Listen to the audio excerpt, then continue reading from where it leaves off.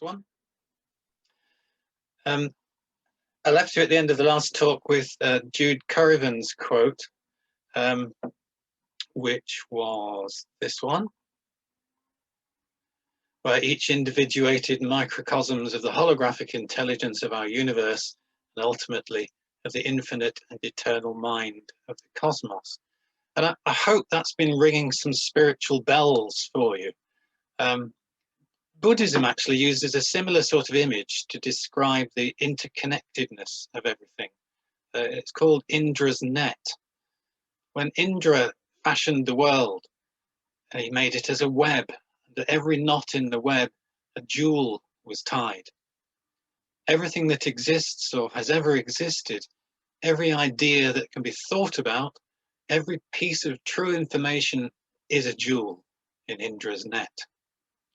And every jewel is tied to every other jewel by virtue of the web on which they hang, and in the facets on the surface of every jewel is the reflection of every other jewel on the net.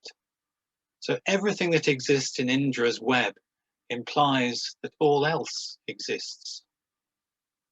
And this new story is that we're all part of the one consciousness which holds everything in being, permeates everything, and is the one life. And it was St. Paul who said that God is the one in whom we live and move and have our being. So we are all one. We all have our being in God. It's not just with the rest of humanity, but it's with the whole of the biosphere, even the whole of the universe, if you like. We are one in that we're all drops in an ocean of divine consciousness that holds this universe in being. And to quote Jude Currivan again, she said, consciousness isn't just something we have, it's what we and the whole world are. I have to move my head out of the way so you can see the bottom corner of that. It's what we and the whole world are. And this is what the mystics and the religious have been saying for millennia in their own language and understanding. Their understanding is based on human experience, something possible for all humanity to experience. Not everyone has had that particular experience, but for those who have, it's life-changing. What is that experience? It's when we're taken up in a feeling and knowing of such awe and wonder that we know that we're one with everything and we're held in love. It's the mystical experience of being at one with the divine, unity awareness, oneness. Now that is a normal human experience, something possible for anyone to have given the right conditions. But that experience is then interpreted in the understanding of the time and the culture and the context of that person. So the articulation of these experiences tends to take on the clothing of the religious and moral system of the time. And the problem is that we often mistake the clothing for the actual inner human experience, which leads us to imagine differences where actually no differences are. So I'm actually going to take you through a few quotes from sacred and inspired writings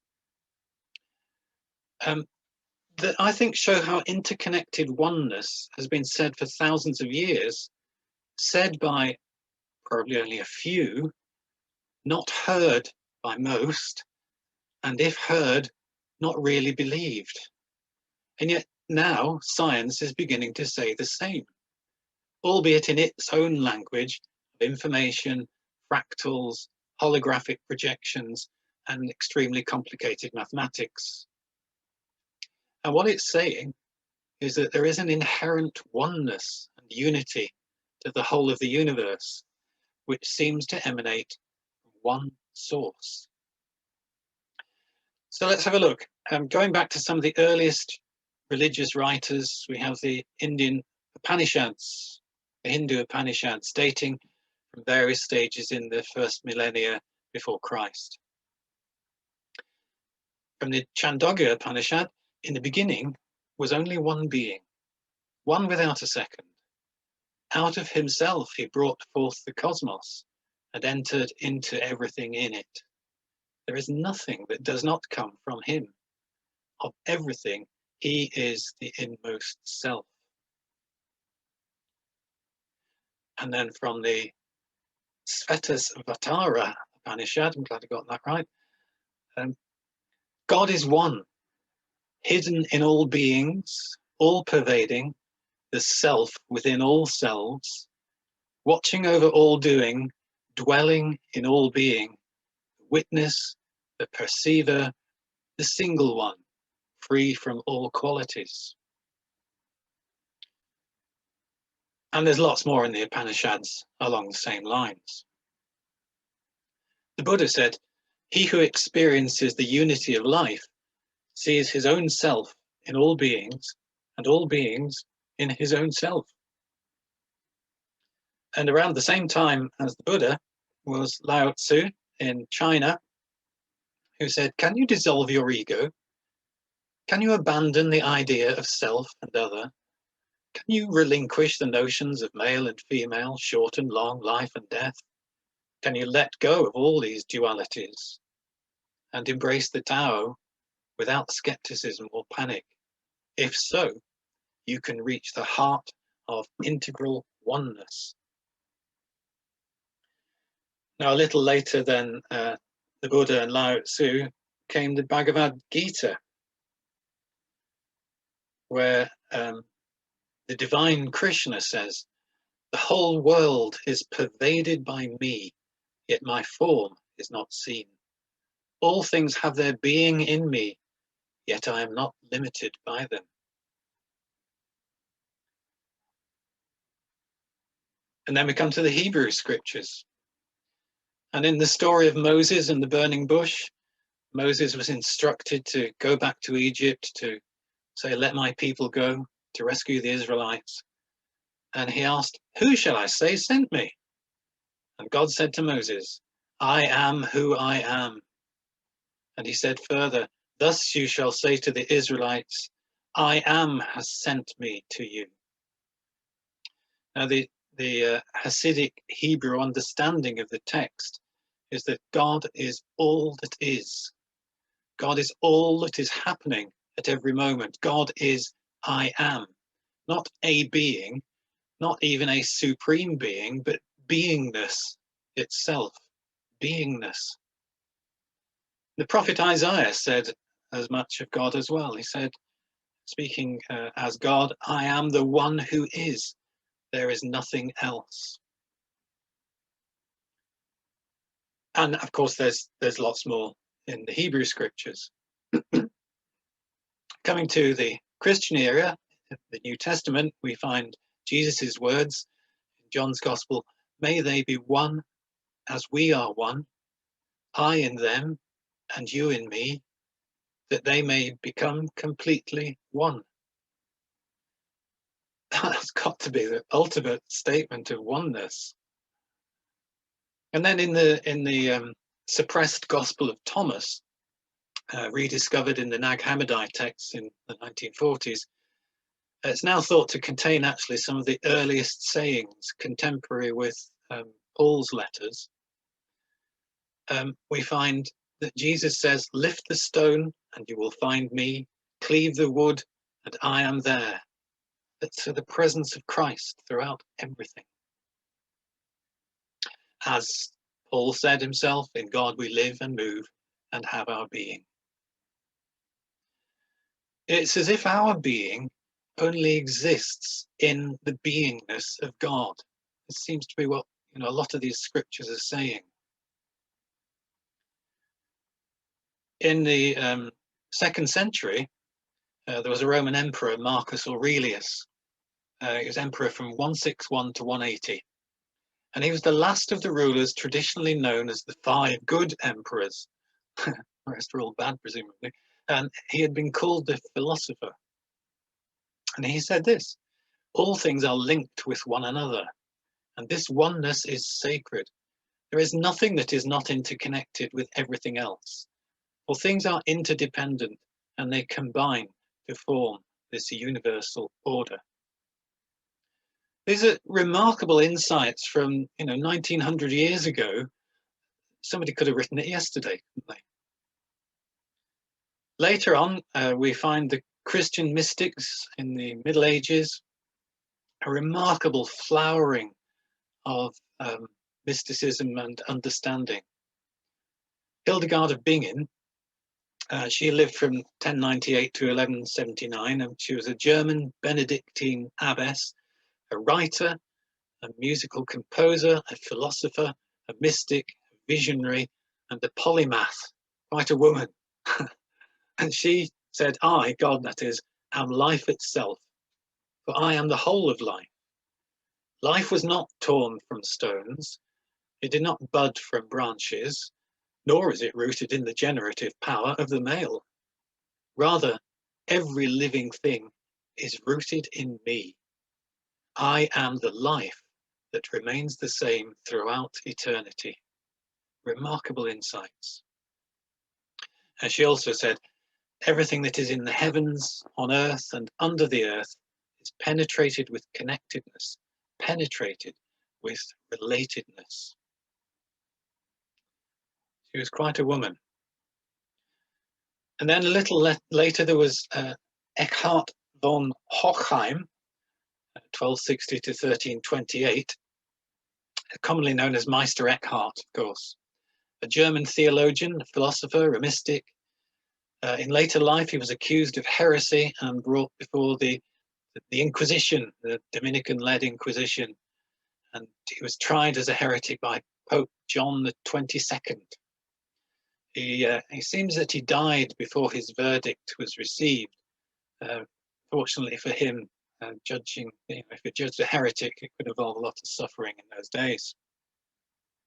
He said, dare to dwell in that single oneness beyond every hope of gain, where nothing separates you from God. And what is love? To realize that God is one, and I am one in this one. This, I tell you, is true. In eternity, everything is present at once, and everything is one. These quotes are found in a book called Meister Eckhart's Book of Secrets, edited by Burroughs and Sweeney. And there's some absolute gems in there. Meister Eckhart's Book of Secrets. And around the same time as this, there was a Flemish mystic, Johann van Ruysbroek. And to my mind, what he says here gives a whole new meaning to some of what it says in Genesis. He says the image of God is found essentially and personally in all. Each of us possesses it whole, entire, and undivided, and all of us together do not possess it more than one person does alone. In this way, we are all one, intimately united in our eternal image, which is the image of God. And if you remember at the beginning of Genesis, it says, so God created humankind in his image. In the image of God, he created them, male and female, he created them. And if we are a holographic image of God, then we are a projection, an emanation of the cosmic mind. And we share in that unity, as does the whole of creation. And that quote from Johann van Ruysbroek, each of us possesses it whole, entire, and undivided. And all of us together don't possess it any more than one person does alone. It's that's that idea of holography, that each contains the whole at whatever level. A little later, we find from the Jewish mystical tradition, this Rabbi Heller was from the Ukraine, and he makes the same emphasis that everything is God. There is nothing in the world other than God, God's emanated powers, which are a unity. Other than that, nothing exists. Although it seems that there are other things, everything is really God and the divine emanations. being like that. Although it seems that there are other things, everything is really God. And then, moving on through the years, we come to more contemporary writers. William James, who wrote the classic Varieties of Religious Experience, he said, this overcoming of all the usual barriers between the individual and the absolute is the great mystic achievement. In mystic states, we both become one with the absolute, and we become aware of our oneness.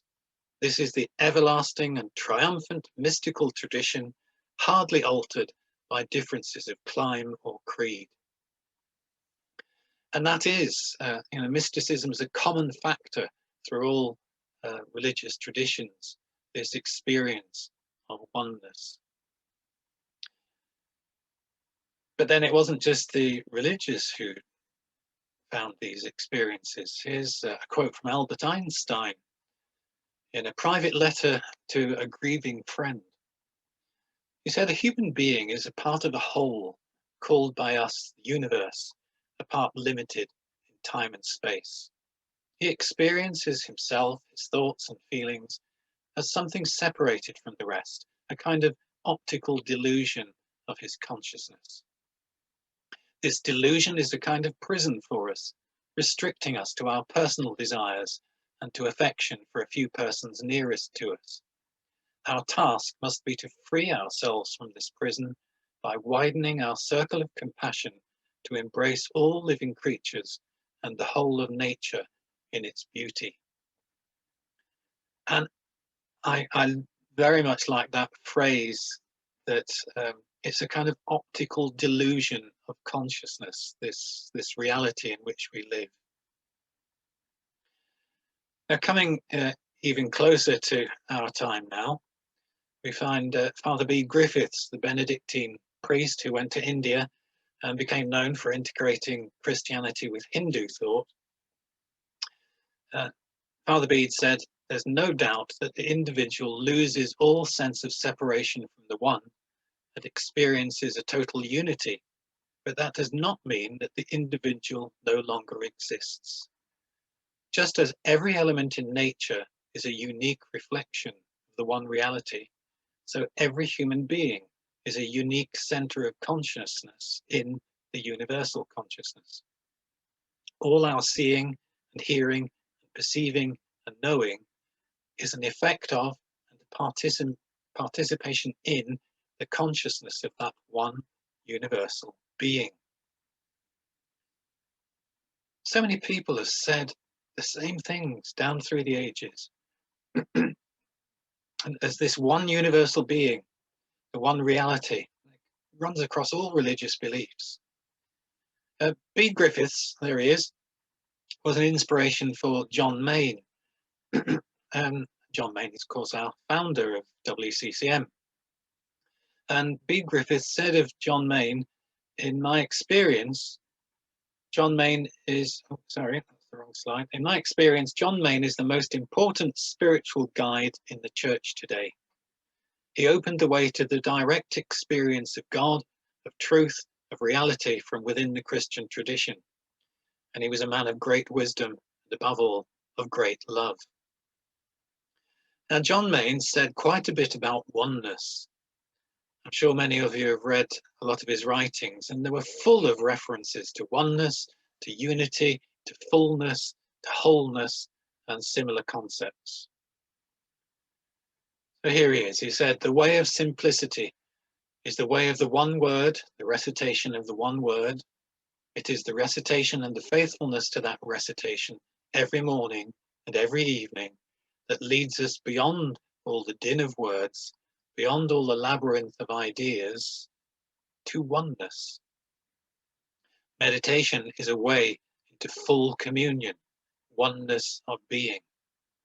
The ultimate end of meditation is communion. Not only do we discover our own oneness, but we discover our oneness with the all, and with all. That's a quote from The Way of Unknowing. And he also said in The Way of Unknowing, meditation is the way to a fulfilled state of being. All sane action in our lives must flow out of being at one with being. This means that to meditate, we begin to learn to be wholly alert, to accept oneself wholly, to love oneself, and to know oneself rooted and founded in the utter reality we call God. And this is what our practice of meditation is truly about, being rooted in the oneness of God. And this oneness isn't just about humanity, it's about everything on this planet. It's all embracing. Science tells us that we're essentially vibratory patterns, interacting, communicating informational energies, and we're evolving into an awareness that oneness and compassion is the way ahead. Now, these mystics and seers and pioneers have always been dancers on the edge with this idea, dancing, if you like, on the edge of orthodoxy, trying just to stay just within its bounds.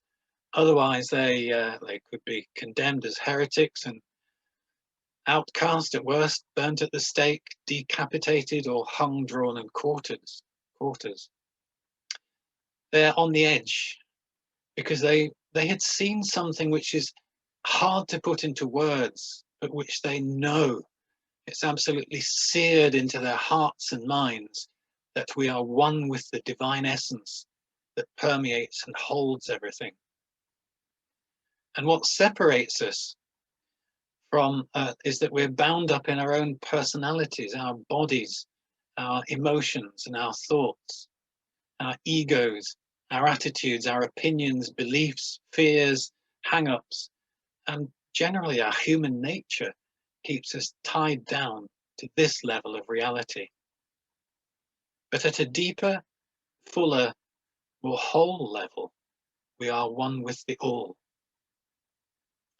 Now, the mystics and the seers couched their deep writings in acceptable terms for the times they lived in. From a religious perspective, people call this divine one essence by different terms in different belief systems. God, Allah, Brahman, consciousness, the one life, the source, the absolute. Some people even call it the universe. Scientists are now beginning to call it a sort of cosmic information field or mind. The new perception is that we're all part of and one in the divine presence that sustains us all. Now, there is actually a deeper and broader philosophy that's been saying this for millennia as well. It's a bit like an underground current through all religions and beliefs. A cosmological view that, if you like, undergirds existence. And it goes by the name of perennial wisdom or esoteric philosophy or ageless wisdom. It's a perspective in spirituality that views all the world's religions as sharing a single metaphysical truth or origin from which all esoteric and exoteric expressions of knowledge and doctrine have grown. All the faiths, it says, have an aspect of it expressed in their own terminology. And it's emerged in different times and cultures, from the ancient Egyptian mystery religions, in the teachings of Pythagoras and Plato, in Hinduism and Buddhism, in Christianity, and through even to many modern day writings that we find that may be termed channeled, may be termed inspired, whatever they are termed. And I've begun to link it to my understanding of Christianity into this perennial wisdom in a series of books, the first one being called Christianity Expanding into Universal Spirituality. It's called the Wisdom series. I've currently got the second one, which is about expanding scriptures lost and found. That's with the publishers. And the third one I'm in the middle of writing at the moment, which is, I'm not sure what the title is, but it's something about the Christ and Jesus. You see, this universal spirituality, this ageless perennial wisdom, isn't unique to any specific system, but it's like an underlying ethos. a universal spirituality common to all. And every expression of this wisdom takes on the clothing of the system in which it rests.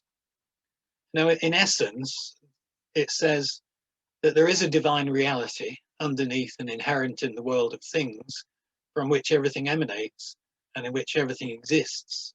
There is a divine matrix of being. It also says there is in the human soul a natural capacity, a similarity and a yearning to know this divine reality. And that the final goal of all existence is eventual realization of union with this divine reality. Eventual. Now, this universal wisdom says that there is a diverse energy stream of vibrational intelligence working through the universe, forming and unforming over eons of time. We can call it the divine matrix or the ground of being, or we could just see it as a sentient universe. Every aspect of human society and behavior is affected by it, from economics to education, from politics to transnational business to health and wholeness. Our very consciousness is affected by it, and therefore the outworking of what we do in the world is affected by it. In recent years, it's come to people's awareness that the whole planet has got an almost sentient nature, and many people use Gaia as the term for that, stemming from James Lovelock's theory of Gaia back in the 1970s, although he never intended it to be used as a sentient planet. He was just imagining that the planet worked as if it was an organism. But we now know that the more we distort the biosphere, the more the planet will attempt to rebalance and restore itself, with possible dramatic consequences for ourselves. And we know that human consciousness is evolving, it's maturing, it's becoming more sensitive, I think, to finer levels of vibration. We're moving from a tribal consciousness to a global consciousness. And we're at the beginning of a great awakening, I believe. We see the seeds of this finer level of global consciousness in our world today. And globalization has brought an awareness of the problems facing us in all areas of human endeavor. Ecological issues face the whole world, have come to the forefront of all the political and economic and educational agendas. No longer are we simply caught up in the problems of our own nation, although at the moment with the pandemic and Brexit and everything else, it does seem like that. But unfortunately, many people are actually still stuck in the tribal mentality that says simply, these are my people, this is my club, this is my country, we are in and you are out. And that's tribal mentality. It defines borders and barriers and creates outsiders and enemies. And it's actually the root from which all war comes from. So I believe it's time for a new story to emerge. And it's a story which embraces the whole sphere of human endeavor and unites us in love and wisdom with this universal divine mind. For our future existence, we have to learn to work together in this world, to cooperate and collaborate and realize that we are all part of the one whole. It's a journey that all humanity is on, whether we know it or not. And I believe that those of us who are consciously on a spiritual path have a responsibility to hold to the truth that we are one interconnected whole with all living beings and with God. So thank you very much. I hope that's given a bit of food for thought.